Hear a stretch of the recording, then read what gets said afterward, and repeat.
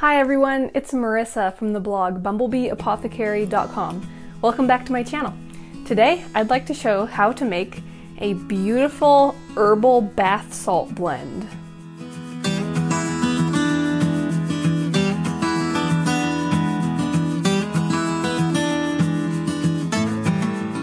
This video is being done in collaboration with some of my YouTube friends. We are sharing some springtime themed videos. I will be linking all of their video links in the description box below, so after you're done watching this one, be sure and go and check out their great videos as well. So this is one of my most favorite things that I've ever made. It is a blend of dead sea salt, and it has Epsom salt in it also. And then there are some dried flowers. There's some dried rose petals, dried calendula, and dried lavender flowers.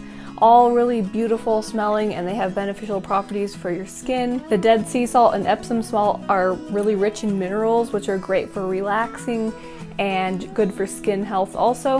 And then I have some beautiful relaxing essential oils in there that just help a bath be so nice and soothing, and the perfect way to end a really busy day. So let's jump in and I'm going to show you how I make this. I'm going to begin by measuring the salts into my mixing bowl. You can use a variety of different salts for this. You could use Himalayan pink salt.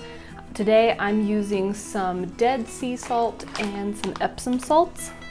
So I'm going to measure 7 tablespoons of each of these salts into my mixing bowl.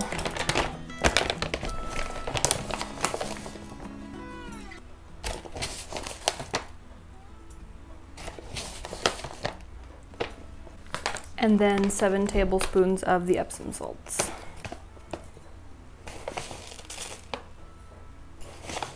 Next, I'm going to add 2 tablespoons of baking soda. The baking soda helps the salts actually be used and the minerals that are in them actually be used by your body.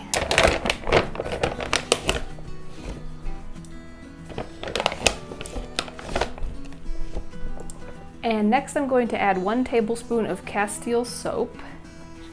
What that does is helps the essential oils to not just sit on the top of the water, because that can be harsh to your skin if it's just straight essential oils sitting on top of the bath water.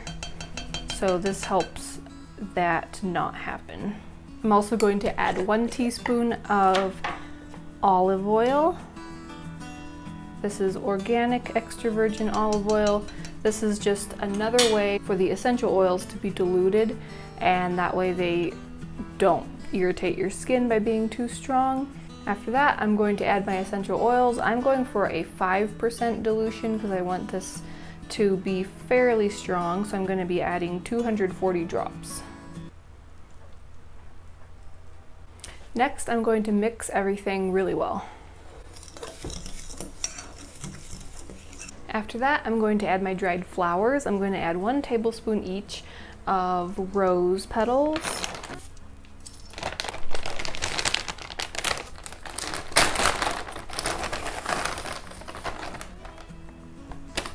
calendula flowers, and lavender flowers.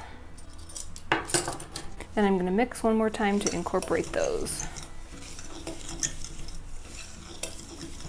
Now we're going to do an extra little step that just prevents the bath salts from becoming hard in the jar when they sit for a while. So what can happen is the salts can tend to absorb moisture, and they have moisture in them already, and so as they sit in the jar that can get hard, and then it can be really difficult to pour or scoop them out. So we're actually going to dry them in the oven for a little bit, and then that will just get rid of some of that moisture and let them stay nice and soft and pourable or scoopable in the jar.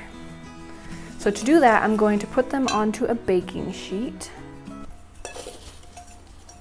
And I'm just going to spread them out on the baking sheet so that they're in an even, thin layer.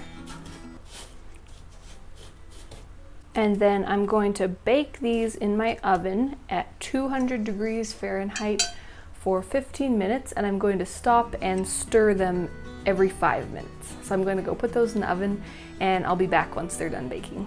Alright, now that they are finished baking and they're nice and dried out, I'm going to just store them into a glass container. You want an airtight glass container. I'm going to be using a mason jar with a lid. So to make it easier to get into the jar, I'm first going to scoop them off the pan into my mixing container. And then into my glass jar.